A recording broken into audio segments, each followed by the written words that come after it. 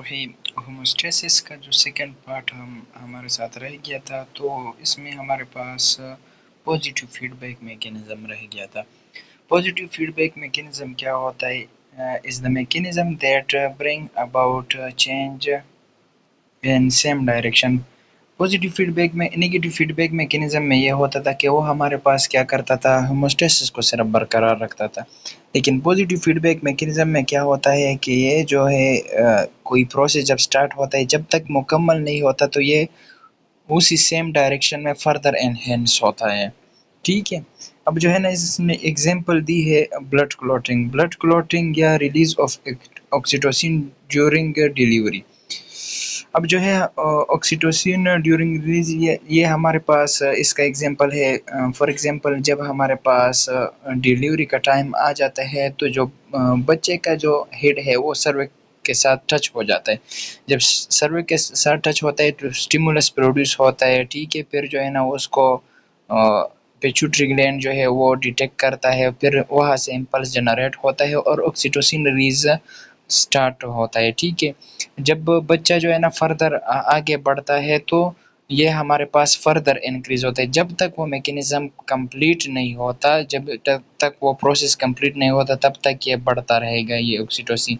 तो positive feedback mechanism ये है कि हमारे पास ये इंक्रीज होता है। ठीक है। नेगेटिव फीडबैक मैकेनिज्म में ये होता है कि वो हमारे पास सिर्फ बरकरार रखता है, लेकिन पॉजिटिव फीडबैक मैकेनिज्म क्या करते हैं, जब तक वो काम कंप्लीट नहीं होता, ये फर्दर इंक्रीज होता है। अच्छा, इसमें हमारे पास क्या है, ब्रेन, अच्छा, nerve impulse from cervix transmit to brain. ठीक है। नर्व इम्पल्स जो है वो हमारे पास सर्विक्स से किधर गया, ट्रांसमिट हो गया ब्रेन तक। फिर जो है ना, brain stimulate pituitary gland to secrete oxygen. Brain जो है ना, फिर वो क्या करता है, स्टिमुलेट करता है पिट्यूटरी ग्लैंड को, ताकि वो क्या कर सके, सीक्रेट कर सके ऑक्सीटोसिन को। फिर जो है ऑक्सीटोसिन जो है कैरी होता है ब्लड स्ट्रीम में टू यूट्रस। ये जो ऑक्सीटोसिन फिर जो है ना रिलीज होता है और यूट्रस तक आ जाता है। Oxytocin stimulate uterine contraction, push baby forward. Oxytocin का क्या काम क्या होता है कि ये जो यूट्राइन में स्मूथ मसल लगे हुए हैं, तो वो ये क्या करता है, उसको स्ट्रेच करता है, कंट्रैक्ट करता है। ठीक है। और बेबी को क्या करता है, फॉरवर्ड पुश करता है। Head of the baby push against cervix, और जो हेड ऑफ द बेबी है वो क्या होता है, सर्विक्स से बाहर निकलता है विजाइना की तरफ। ठीक है। तो यही मैकेनिज्म है इसका। रूल ऑफ हेमोस्टेसिस, इसका रूल क्या है?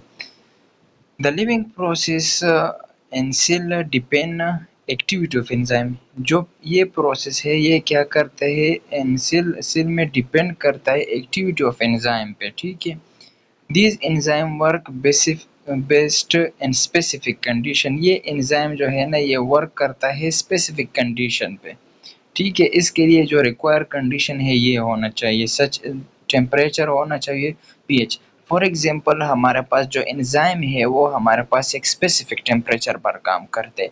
अगर हम जो है ना इन 40 डिग्री सेंटीग्रेड से टेम्परेचर को अबव करें, तो वो हमारे पास जो एंजाइम है वो क्या होता है, डिनेचर होता है।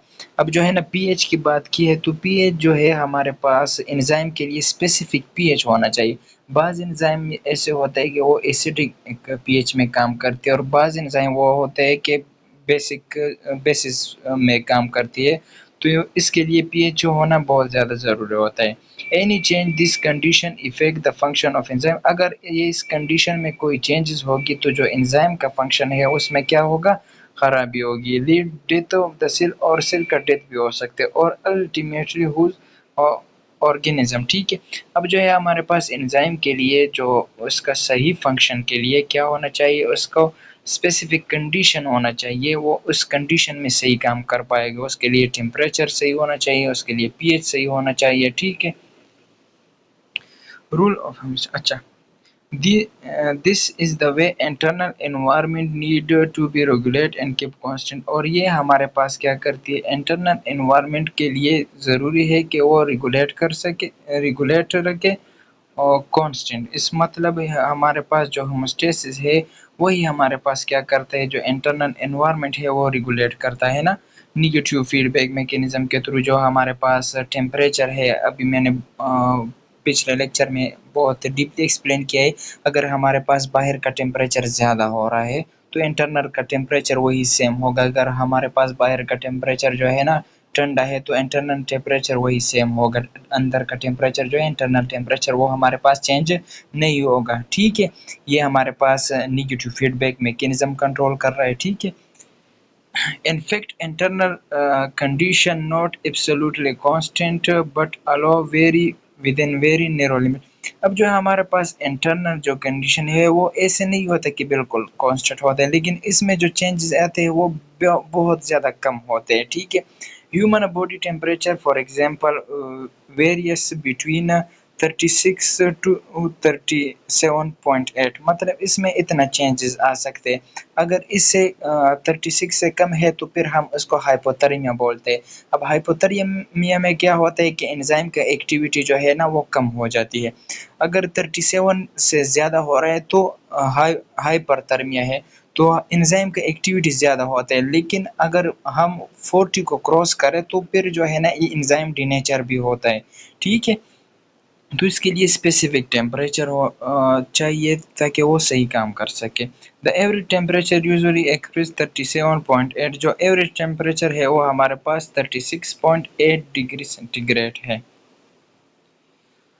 अच्छा, there is no specific organ to control hemostasis except possible. इसके लिए जो हेमोस्टेसिस के लिए हमारे पास एक स्पेसिफिक ऑर्गन नहीं है कि इसको जो है बरकरार रखे, एक्सेप्ट ये ब्रेन जो है ये हमारे पास इस हेमोस्टेसिस को क्या करते हैं, बरकरार रखते हैं। The skin, kidney, liver, endocrine system, nervous system, sensory system, it play part maintain internal environment with. जो हमारे पास स्किन है, किडनी है, लिवर है, एंडोक्राइन सिस्टम है, नर्वस सिस्टम है, ये हमारे पास क्या करता है, मेंटेन करता है इंटरनल एनवायरनमेंट को। क्योंकि हमारे पास जो स्किन है उसमें हमारे पास क्या है, स्वेट ग्लैंड है, जो हमारे पास क्या करता है, बॉडी का टेम्परेचर मेंटेन करने में मदद देती है। किडनी के ज़रिए हमारे पास पीएच मेंटेन रहती है। ठीक है, तो इस तरह जो है हमारे पास क्या एंडोक्राइन सिस्टम की मदद से हमारे पास जो है डिफरेंट हार्मोन रिलीज होते हैं वो हमारे पास, ये फॉर एग्जांपल अभी जो मैंने बता दिया कि ऑक्सीटोसिन, तो ये हमारे पास क्या करता है, जो इंटरनल एनवायरनमेंट है उसको मेंटेन रखता है। ठीक है, example homeostasis, the skin homeostasis organ help to maintain body temperature. वही मैंने आप लोगों को बता दिया है कि ये क्या करते हैं, हमारे पास टेम्परेचर को मेंटेन रखता है। ठीक है, जो प्रीवियस स्लाइड में है।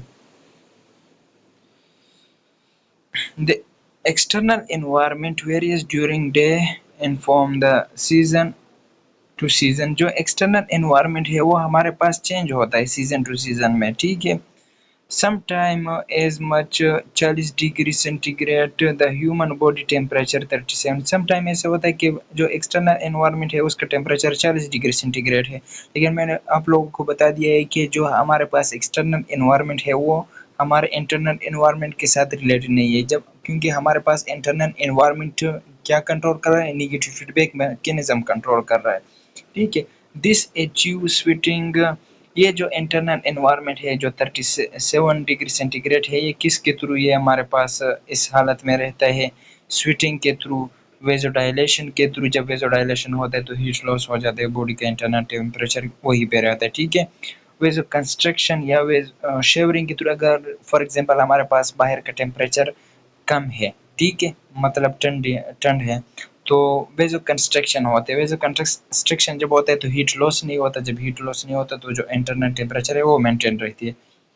दूसरी जो है हमारे पास शेवरिंग होती है। जब शेवरिंग होती है तो बॉडी मूवमेंट करता है, जो हमारे पास क्या करती है, हीट को प्रोड्यूस करती है।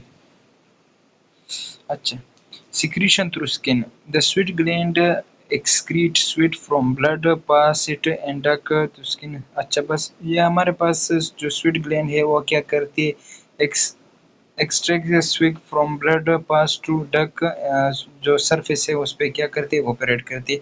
जो हमारे पास ब्लड है उससे वो लेती है, और जो हमारे पास सुपरफिशियल एरिया है उसको क्या करती है, एवापोरेट करती है। जब ये एवापोरेट करती है तो जो सुपरफिशियल एयर है वो हमारे पास ठंडी रहती है, और जब ठंडी रहती है तो हमारे पास जो इंटरनल टेम्परेचर है वो मेंटेन रहती है। Vasodilation in the body temperature raises, जब हमारे पास टेम्परेचर ज़्यादा हो रहा है बॉडी का, तो क्या होता है, वेजोडाइलेट होता है। जब जब वेजोडाइलेट होता है, जो ब्लड वेसल है वो हमारे पास स्किन के करीब जाते हैं और हमारे पास हीट लॉस हो जाती है। जब हीट लॉस हो जाती है तो इंटरनल टेम्परेचर क्या होता है, नॉर्मल पे आता है।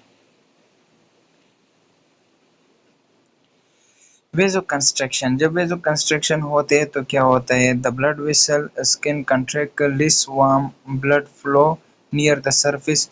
अच्छा, जब वेजो कंस्ट्रक्शन होते हैं तो जो ब्लड वेसल हमारे पास करीब थी स्किन के, वो क्या होती है, कंट्रैक्ट होती है, नैरो हो जाती है और स्किन से दूर चली जाती है। तो फिर हमारे पास हीट लॉस नहीं होता। जब हीट लॉस नहीं होगा तो हमारे पास जो इंटरनल टेम्परेचर है वो क्या होगा, मेंटेन रहेगा। अच्छा, एग्जाम्पल टू जो है हमारे पास दी है, in the cell the chemical breakdown protein produce nitrogenous compound urea where accumulate the cell wall damage और kill them.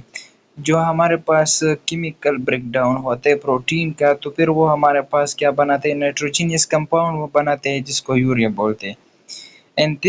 And this where allow accumulate, अगर ये हमारे पास क्या होगा, एक्यूमुलेट होगा तो क्या होगा, हमारे पास सेल डैमेज होगी या डेथ होगी। The hemostasis function carry out to kidney, hemostasis का काम क्या है कि ये हमारे पास किडनी तक ले जाती है। The urea excreted from body, जो यूरिया है वो हमारे पास क्या होते हैं, एक्सक्रीट होते हैं बॉडी से।